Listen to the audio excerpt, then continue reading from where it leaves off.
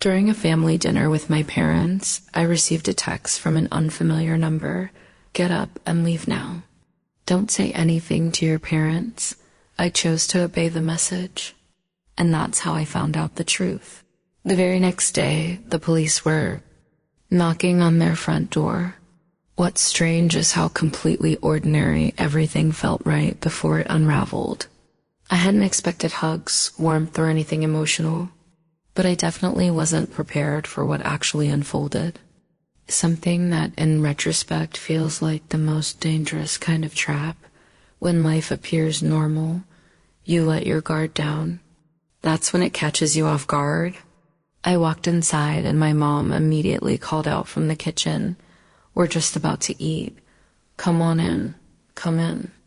It was as if I had arrived late to some cheerful gathering. My dad rose from his seat when I entered the dining room a beat too slowly. Like he hesitated, unsure whether we were doing hugs now or sticking to polite nods. We nodded, of course. My sister was already at the table, lazily scrolling through her phone with that perfected teenage disinterest she still carried. She glanced up just long enough to acknowledge me, then returned to her screen, offering the bare minimum attention. Required. That didn't bother me. I wasn't there to win anyone over. The table was neatly arranged. My seat had been pulled out for me. A glass waited at my place, filled with cranberry juice, just like always. Not spiked with any holiday flair, not cute. Or curated, just plain juice, the kind I used to enjoy. My mom gave me a smile that felt like part of a charade, as if we were pretending at closeness. You still like cranberry, right? She asked. I nodded. I hadn't touched the stuff in months, but now wasn't the time to open that discussion. We sat down. They served the meal. It was basic fare, chicken, potatoes, and some kind of green beans. My dad still pretended to enjoy, though we all knew better. The conversation remained breezy. Housework. Still in the same apartment? Traffic's been awful lately, huh? I responded. I smiled. I even chuckled when my sister brought up a coworker who got stuck in the revolving doors at her building. Not because it was funny, but because I knew how to play my part. The quiet one, the reliable one, the one who didn't stir the pot. Midway through my dad's familiar rant about road construction, my phone buzzed in my lap. Without much thought, I checked it beneath the table. The message was brief, no name attached. No emojis or casual punctuation, just sentences ending in firm periods, like someone desperately trying to sound calm. Get up and leave now. Don't say anything to your parents. I stared at it, then read it again. The room moved on around me. My mom nodding along to whatever my dad was going on about. My sister chewing her food. All of it playing out like a normal family dinner. And yet, I was being told to leave, as though the house had suddenly turned into a danger zone. I didn't move. Not right away. A dozen explanations flashed through my head. Maybe it was a prank, a misdial, a scam, or the setup for some social experiment I hadn't agreed to. But deep down, I knew it wasn't any of those. Somehow I just knew. I'll be right back, I said, sliding my chair back from the table. Just need to use the bathroom. No one questioned it. No one even looked up. I took my phone and walked upstairs because the upstairs bathroom had a door that closed all the way and locked without jamming. And because if anyone was going to have a private conversation in this house, it wasn't going to happen on the first floor. I locked the door, sat down on the edge of the bathtub, and stared at the message again. Then I hit call. It rang once, then a voice. You're still there? Who is this? It's Mark. Mark, my sister's boyfriend or ex-boyfriend. It was hard to keep up. What the hell is going on? His voice was low, tight, like he was standing somewhere he wasn't supposed to be. You need to leave. Just get up. Walk out. Don't drink anything. Just go. Don't drink the juice. My mouth was dry. I hadn't touched the juice. Not yet. Why? I can't. Just trust me, please. What is this? I asked, why are you even, what's going on? He hesitated. Please, just get out of there. Not until you tell me why. He said something then. I didn't respond. I sat there for a while after the call ended, long enough to feel the cold from the bathroom tiles through my clothes, long enough to know I had a choice and I'd already made it. Quick note, this story is copyrighted by the YouTube channel Revenge with Claire. Reposting, revoicing, or tweaking it without permission is still copyright infringement. Thank you for respecting original creative work. Now, back to the story. Being the older sister didn't come with the ceremony, just responsibility. Quiet, assumed, and endless. We were 3 years apart. When we were kids, our parents gave us $5 a week. I saved mine. She didn't. A few days in, she'd spent it all on gum or glitter pens or whatever elementary school's economy was built on. And then she'd look at me. That's when the grown-up stepped in. She doesn't have any left. You still do. Don't be selfish. That's how it started. Not a rule, just a pattern. If I saved, I was expected to share. If she overspent, I was expected to fix it. In high school, I got a part-time job, just a couple weekends at a pharmacy, enough to buy my own jeans without an argument. My sister didn't work. She was younger, and no one expected her to. But if she wanted anything extra, guess who got nudged? She really wants to see that movie. She doesn't have her own money yet. You do. They still covered the essentials, but anything beyond that became my problem. When I left for college, things calmed down. I was busy broke and 2 states away. My sister was still in high school, and for a while, it felt like I'd bought myself some space. Then I graduated, got a junior developer job. Entry-level pay, basic benefits, barely enough to cover rent and loan payments. But to my parents, it was a windfall. The request started slow. Could you help with her enrollment deposit? Books are so expensive these days, she's just really stressed. She just started college studying something vaguely finance-related. She didn't work, didn't budget, didn't ask me directly. That was always the pattern. She'd ask them, and they'd ask me. And at first I said yes, because I thought now that I was earning, helping would feel lighter. It didn't. The more I made, the more they wanted, and not once did it feel like mine. Then there was the alcohol. In my early 20s, I learned badly that my body doesn't handle it. Half a drink and I'm out. Once I blacked out from 2 sips of wine. Since then, nothing. Not even champagne at weddings. My family always knew, but truly accepting it was another matter. Come on, just a little. Don't be such a stick in the mud. It's not like you're allergic. I decline. They'd roll their eyes like I was being unreasonable. But it was never really about the drink. It was about how easily they dismissed me when it didn't suit them. A couple of years into my career, I landed a mid-level promotion. It wasn't groundbreaking, but it was a genuine step forward. I called my parents to share the news. My mom replied, "That's great. So, how much are you earning now?" Then came, "Do you think you could support your sister's semester abroad?" She's so thrilled about it. No congratulations, just the same routine, ask, expect, move on. So I stopped saying yes.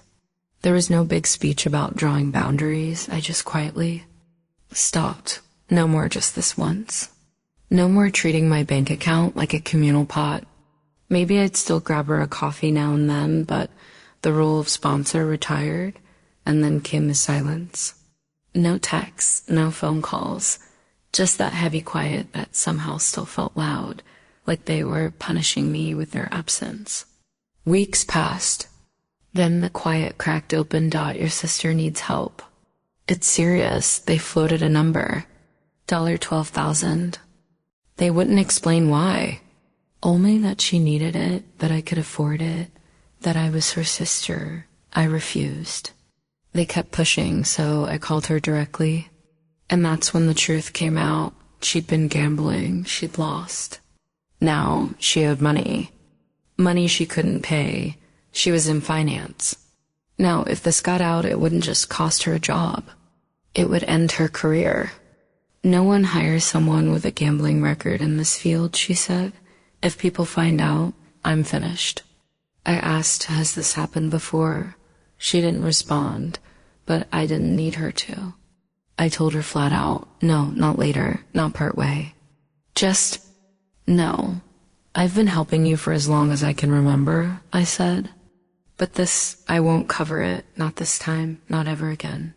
She called me cold, told me I didn't understand. Maybe she was right, Dot, or maybe I finally just didn't want to. After that, they cut me off. 3 weeks of total silence. Then came the slow drift back. A forwarded meme from my dad, a picture of the backyard from my mom, a TikTok from my sister, no caption, and eventually an invite. We're having dinner. Just the family. Hope you'll come. No mention of the money, no apologies. Just dinner. I convinced myself they'd accepted it, that they'd come to terms with where I stood. So when they asked me to join, I said yes, but something about Mark felt off. His voice was subdued, almost emotionless, but there was tension buried underneath. It's the juice, he said quietly. I think they put something in it. Alcohol maybe, or something else. I'm not sure, but I think they're planning for you to pass out. The room around us was dead quiet. White tile floor, the faint whir of a ceiling fan, distant clinks of silverware from downstairs. I didn't respond. Why? I finally asked. Another brief silence. They want to unlock your phone. Use your fingerprint. I picked up the glass, tilted it slightly, and gave a small smile. Tastes like I remember, I said, but I didn't drink a drop. Later, I asked casually, was that someone pulling into the driveway? All of them turned to look.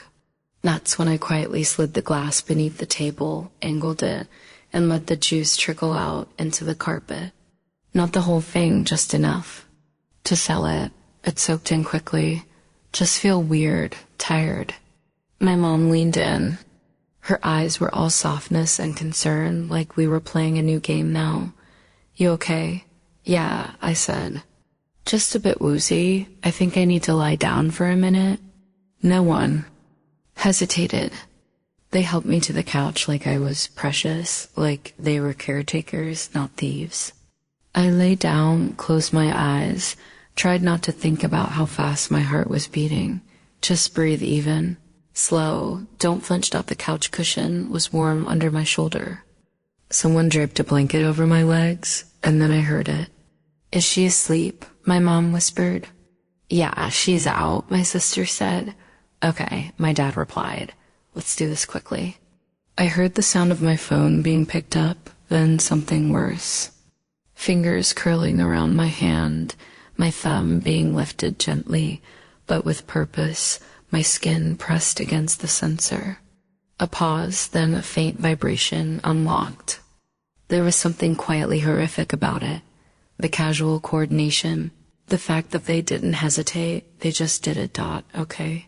My sister whispered. We're in, more tapping. The sound of numbers being entered. Routing number? My dad said under. His breath. She has everything saved. How much are we doing? My mom asked. Not all of it, my dad said. Just enough to settle it. Settle what? I kept my breathing steady. I kept my eyes closed. She won't even know. My mom said if it goes through clean, she'd just think she transferred it herself. I told you. My sister said she always blacks out after a drink. We just needed her to sleep through it. There it was out loud, Dot, all three of them together. A tap, a pause. It's asking for a code, my sister said. Code, my mom said. 2-step verification, my sister muttered. She changed it. My dad cursed under his breath, a soft, irritated sigh. Try another app. Tapping. Still tapping that same thing. Everything's locked. They sat in silence for a second. Then my mom said, "Just put the phone back." They did. No apologies, no second guessing, no hesitation. I waited, gave them space to sit down again, reassure themselves. Then I opened my eyes, sat up slowly, blinked like someone just waking from a shallow nap. "Sorry," I said. "Don't know what that was." Felt like I blacked out for a sec. They looked at me like they didn't know what I was. "You sure you're okay?" My dad asked. "Yeah," I said. "I think I just need some fresh air." I picked up my phone, held it like nothing had happened, like it hadn't just been turned against me. "Actually, I think I'm going to head home. I've got work early tomorrow." They nodded. No protests, no awkward offer to walk me out, just a soft chorus of "Thanks for coming, get home safe. Let us know when you're back." Like we hadn't just crossed a line we couldn't come back from. At the door, we hugged like we always did. My mom, my dad, my sister, one after another. It wasn't planned, it just happened. Habit, tradition, reflex. And as soon as it started, something cracked. My mom's perfume, my dad's jacket, my sister's hand brushing my arm. Normal things, familiar things, and all of them poisoned. Now I felt it rise in my chest. This weight I didn't know how to carry. This is the last time, I thought. This is the last time I'm hugging them. After tonight, we don't come back from this. I almost cried. I didn't, but almost. I stepped back, smiled like I wasn't breaking open. "Thank you for dinner," I said. They smiled. I opened the door and I left. I didn't tell them what I knew. I didn't ask what they put in the glass. I didn't say a word. But before I walked out of the bathroom that night, I did exactly what they never counted on. I didn't block them from getting into my phone. I made it easy. Left the fingerprint access right where they expected it. What I did change was my bank security. I added 2. Actor authentication, not the easy kind. Real verification, something they couldn't fake with my thumb. So when they tried to transfer money, the app would log the attempt, stop the transaction, and leave a trail. And then I set up the recording, not with some obvious red light or blinking dot. If they'd seen that, it wouldn't have worked. But I know how to run audio in the background. No notifications, no visible apps, nothing on the screen. That's the part they didn't get. I work in tech. I build systems for people who try to outsmart other people, and I knew exactly what they'd overlook. While they were unlocking my phone and trying to steal from me, they were recording themselves doing it. Every word, every attempt, all of it. They thought I was unconscious. But the truth is, I was ahead of them before I even came back to the table. I drove to the police station like I was going to the grocery store. Not fast, not shaking, just steady. I parked, walked in, stood in line behind a guy asking about parking tickets. And then I told the woman behind the glass that I needed to report a crime. She asked what kind. "They drugged me," I said, "and tried to steal from me. I have the recording." She blinked. "Do you know who did it?" "Yes," I said. "My parents and my sister." That's when she stopped blinking. They gave me a chair in a quiet room with an officer who didn't ask why I hadn't gone to the hospital or why I wasn't crying. He just listened. I played the audio clip. He sat through the entire thing before, asking, "Do you realize what they were trying to do?" "Yeah," I replied. "They were after my money." I forwarded him the file, pointed out the timestamps, and walked him through the activity logs on my banking app. He nodded frequently, jotted down some notes, and typed carefully into a computer. A system that looked at least a decade out of date. "This is serious," he said. I gave a small shrug. Yeah, it was. He asked if I was all right, if I had a place to stay, and whether I needed any kind of support. I told him I'd already left. It was my first time ever filing a police report, But I didn't feel afraid. Not anymore. 2 days later, my phone buzzed nonstop. 3 messages and a voicemail all before noon. The first was from my mom. "Did you actually report your own family? Then what is wrong with you?" I didn't respond. My sister left a voicemail. Her voice sounded tight, almost shaky. "It was just a mistake. You made it worse than it had to be." Next came a call from my dad. I let it go. To voicemail as well. "You think the cops will fix this?"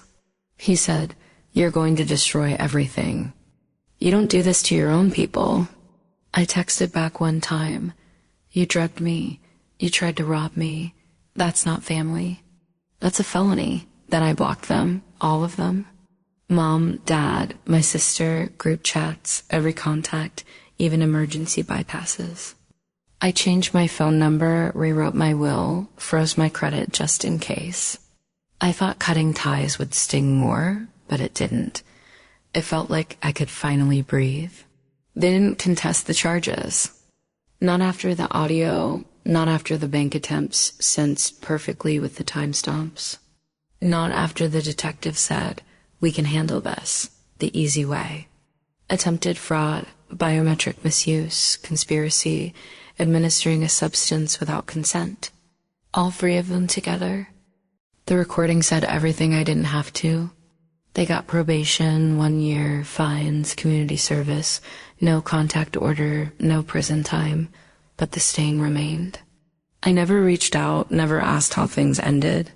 But word finds you eventually. A cousin on my dad's side mentioned they'd sold the house, debt, legal fees, trying to salvage whatever was left. No one in the family reacted, just silence. As for my sister, I saw her once by chance at a grocery store across town. She didn't notice me, or maybe she did and just kept facing the shelf like it held all the answers. She was wearing a polo and a vest, stacking paper towels, avoiding any eye contact. Guess finance wasn't the right fit after all. I said nothing. Just paid for my pasta and walked out, her boyfriend gone. I heard that from a mutual acquaintance. Not someone close, just someone who still keeps tabs on everyone. Apparently, he moved out a few weeks after everything came to light. No drama, just packed up and disappeared. Some things don't need explanations, they speak for themselves. And me, I don't get texts asking for help anymore, No more group chats. No more guilt served up as duty. I work, I sleep. I open my fridge and know every single thing inside was bought by me for me. I thought severing ties would be harsh. Instead, it felt clean. So, what do you think? Did I go too far or not far enough? Drop a comment below. And don't forget to subscribe for